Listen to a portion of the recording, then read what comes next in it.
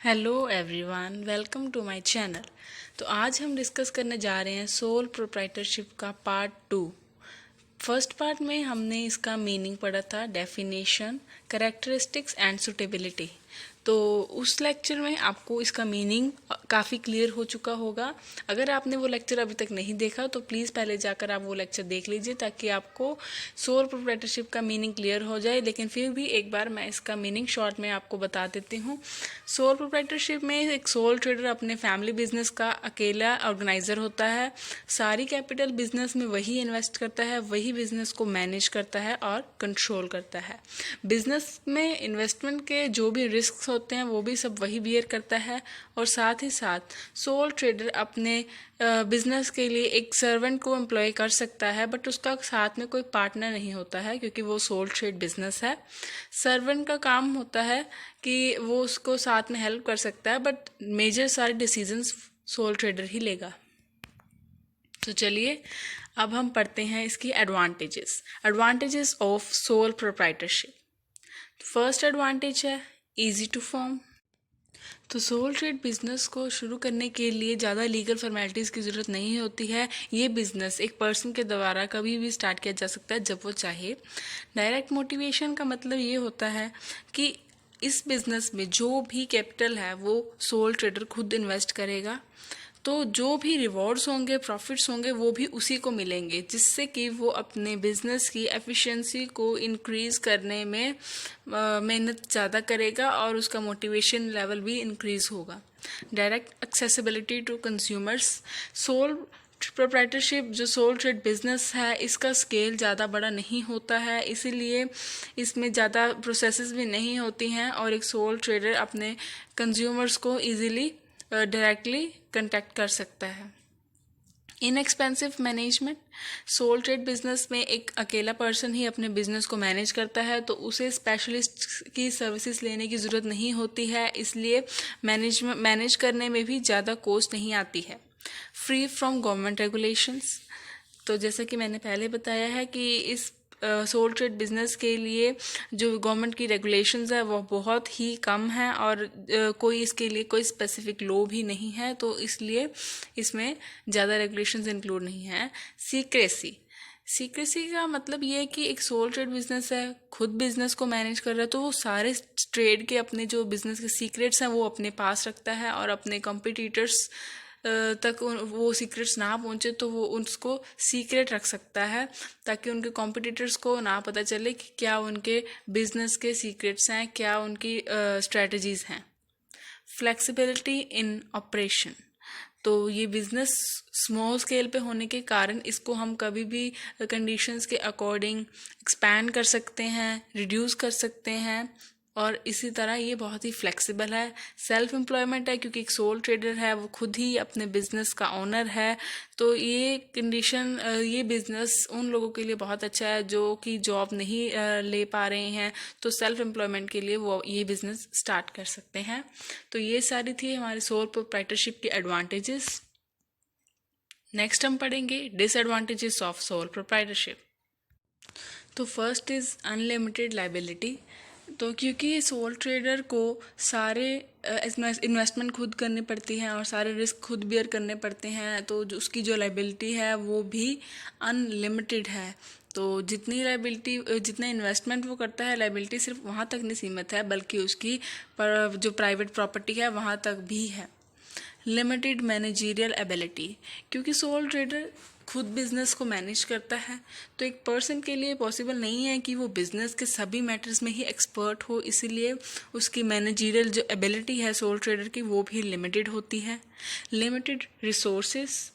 जो soul trader है वो अपने बिजनेस के लिए अपनी पर्सनल जो सेविंग्स है वो यूज़ कर सकता है या फिर अपने रिलेटिव्स से या फ्रेंड्स से मनी बोरो कर सकता है, बट वो फाइनेंशियल इंस्टीट्यूशंस से लोन नहीं ले सकता क्योंकि उनकी जो लोन की जो प्रोसेस है, जो फॉर्मेलिटीज़ हैं वो बहुत ही ज़्यादा कॉम्प्लेक्स हैं इसके कारण।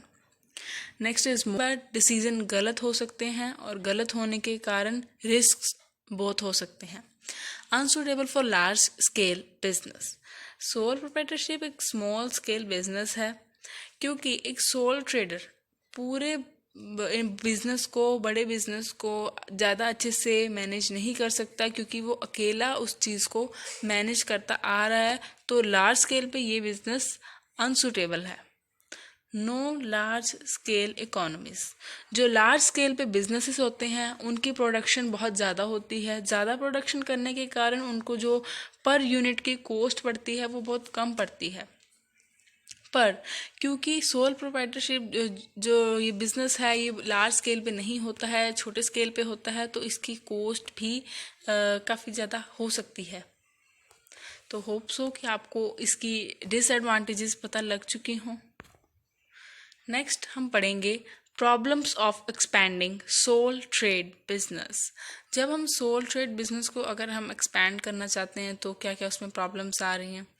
इफ़ सोल ट्रेडिंग कंसर्न्स, अगर सोल ट्रेडिंग कंसर्न्स चाहती हैं कि वो आजकल के मॉडर्न वर्ल्ड में जो कि जिसमें आज में बहुत कंपटीशन है उसमें सर्वाइव करना चाहती हैं, तो उनको बहुत सारी नई नई बिजनेस टेक्निक्स यूज़ करनी पड़ेंगी ताकि वो अपने बिजनेस को एक्सपैंड कर सकें।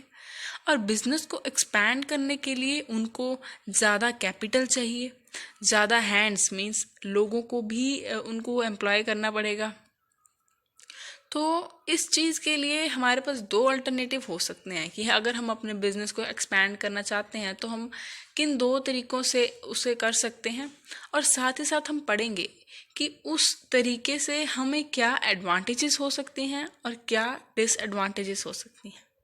तो आइए पढ़ते हैं। तो फर्स्ट अल्टरनेटिव हमारे पास है एडमिटिंग अ पार्टनर, कि हम अपने बिजनेस में साथ में एक पार्टनर रख लें। अगर हम एक पार्टनर अपने साथ रखेंगे तो वो पार्टनर अपने साथ एडिशनल कैपिटल भी लेके आएगा जिससे हमारी कैपिटल बढ़ जाएगी और साथ ही साथ उसके पास एक्सपीरियंस भी होगा। इसी के साथ हम अपने बिजनेस को फिर एक्सपैंड कर सकते हैं। अब अगर हम एक पार्टनर को एडमिट करते हैं तो उससे हमें क्या एडवांटेजेस हो सकते हैं। Increase in capital, of course अगर एक पार्टनर आता है तो सभी पार्टनर्स मिलकर कैपिटल कंट्रीब्यूट करते हैं, तो वो कैपिटल लाएगा तो हमारी कैपिटल में इंक्रीज होगा। Second is efficient management and control, क्योंकि अब दो पार्टनर हो चुके हैं, एक हम हैं और हमने एक पार्टनर भी रख लिया है, तो हम आपस में इजीली मैनेज कर सकते हैं। हम पार्टनर की सपोर्ट ले सकते हैं ताकि हम बिजनेस को एफिशिएंटली कंट्रोल कर सकें। थर्ड एडवांटेज है sharing of business risk and losses. तो जो पार्टनरशिप है, पार्टनर्स जब हो जाते हैं तो हम आपस में लॉस को डिवाइड करते हैं, साथ ही साथ जो बिजनेस में रिस्क होते हैं वो भी पार्टनर्स के बीच में बट जाते हैं। तो ये थी इसकी एडवांटेज कि अगर हम एक पार्टनर रखते हैं। तो इसकी डिसएडवांटेजेस क्या हो सकती हैं। First is division of profits. तो ऑफ कोर्स अगर एक पार्टनर है वो अपनी कैपिटल बिजनेस में लेके आ रहा है तो वो रिस्क भी बेयर कर रहा है, तो हमें जो प्रॉफिट्स अर्न होंगे वो भी हमें डिवाइड करने पड़ेंगे। तो हमें प्रॉफिट्स को अपने और पार्टनर के बीच में डिवाइड करना पड़ेगा। ये हमारे डिसएडवांटेज होगी हमारे लिए, क्योंकि हम अपने सारे प्रॉफिट्स को एंजॉय सोल ट्रेडर नहीं कर पाएगा। नो सीक्रेसी, एक पार्टनर जब बिजनेस में आता है तो वो बिजनेस को मैनेज करता है, साथ में कंट्रोल करता है, बिजनेस की क्या कैपिटल क्या एफिशिएंसी है सबके बारे में उसे पता होता है। तो इसमें सीक्रेसी का खतरा हो सकता है कि वो सीक्रेट्स ना रहें, मे बी वो पार्टनर आगे जाकर किसी को वो शेयर कर सकता है। तो इस तरह की कंडीशंस हो सकती हैं। Third is delay in decision making. अगर एक सोल ट्रेडर था तो वो खुद डिसीजन लेता था, और जब सिंगल पर्सन डिसीजन लेता है तो वो जल्दी ले सकता है। अगर दो पार्टनर हो जाते हैं तो उन दोनों को मिलकर डिसीजन लेना पड़ता है किसी चीज़ पे, और अगर दो जने डिसीजन ले रहे हैं तो उन्हें आपस में कोऑर्डिनेशन से डिसीजन लेना पड़ेगा, एक दूसरे से सलाह करनी पड़ेगी, जिससे उनके डिसीजन में देरी हो सकती है। तो ये थी इसकी डिसएडवांटेजेस। नेक्स्ट अल्टरनेटिव हम पढ़ते हैं अपॉइंटिंग अ सर्वेंट। अगर हम पार्टनर की जगह एक सर्वेंट अपने सोल ट्रेड बिजनेस में रखें तो सोल प्रोप्राइटरशिप को हम एक सर्वेंट रखकर भी एक्सपैंड कर सकते हैं, क्योंकि एक सर्वेंट एक सोल प्रोप्राइटर को उसका बिजनेस को मैनेज करने में और कंट्रोल करने में भी हेल्प करता है। साथ ही साथ उसकी हेल्प से सोल प्रोप्राइटर का जो बर्डन होता है पूरा बिजनेस मैनेज करने का, वो भी कम हो जाता है। तो हम देखते हैं कि एडवांटेजेस क्या हैं अगर हम एक सर्वेंट को अपॉइंट करते हैं। No sharing of profits. Partner के केस में हमें पार्टनर के साथ अपने प्रॉफिट्स को शेयर करना पड़ रहा था, बट इस केस में हमें उसके साथ प्रॉफिट्स शेयर नहीं करने पड़ेंगे, क्योंकि सर्वेंट हमारे बिजनेस में कैपिटल नहीं लेके आता। तो एक तरह से देखा जाए तो सब कुछ ऑपोजिट है। जो पार्टनर की डिसएडवांटेज थी वो इस केस में एडवांटेजेस बन गई हैं, और जो पार्टनर की एडवांटेजेस थी वो इस केस में डिसएडवांटेजेस बन गई हैं। सेकंड एडवांटेज है shifting responsibility.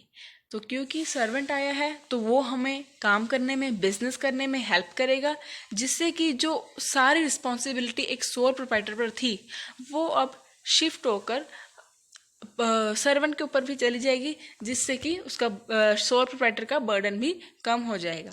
Third is quick decisioning. तो अगेन इस केस में पार्टनर नहीं है, सिर्फ सर्वेंट है, तो जो डिसीजन है वो सोल प्रोप्राइटर लेगा। तो अगर एक पर्सन डिसीजन ले रहा है तो वो जल्दी से डिसीजन ले पाएगा। Now come to the disadvantages of appointing a servant. First disadvantage है नो इंक्रीज इन कैपिटल। तो अगर एक सर्वेंट आ रहा है तो वो कोई कैपिटल नहीं लेके आएगा अपने साथ, जिससे कि हमारी कैपिटल में भी कोई इंक्रीज नहीं होगा। Second is less interest. तो सर्वेंट है उसका बिजनेस में इतना ज़्यादा इंटरेस्ट नहीं होगा, क्योंकि ना ही उसने इस बिजनेस में कोई कैपिटल इन्वेस्ट की है, तो ना ही इसे ये भी उम्मीद है कि उसको प्रॉफिट्स के अंदर कोई शेयर मिलेगा, प्रॉफिट्स उसको डिवाइड किए जाएंगे उसके साथ, तो उसको इससे कोई भी मतलब नहीं होगा कि उसको प्रॉफिट्स का हिस्सा मिलेगा, तो वो अपना इंटरेस्ट भी कम दिखाएगा, कम शो करेगा। Third is fear of competition.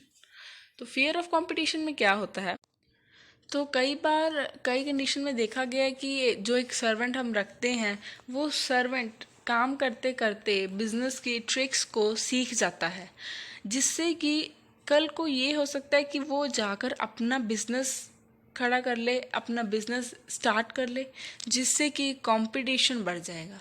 तो सोल प्रोप्राइटर के अंदर ये फियर रहता है कि कंपटीशन इंक्रीज हो सकता है, क्योंकि सर्वेंट अपना भी एक बिजनेस स्टार्ट कर सकता है, और इसी फियर की वजह से वो सर्वेंट को अपॉइंट करने में इंटरेस्ट नहीं दिखाते हैं।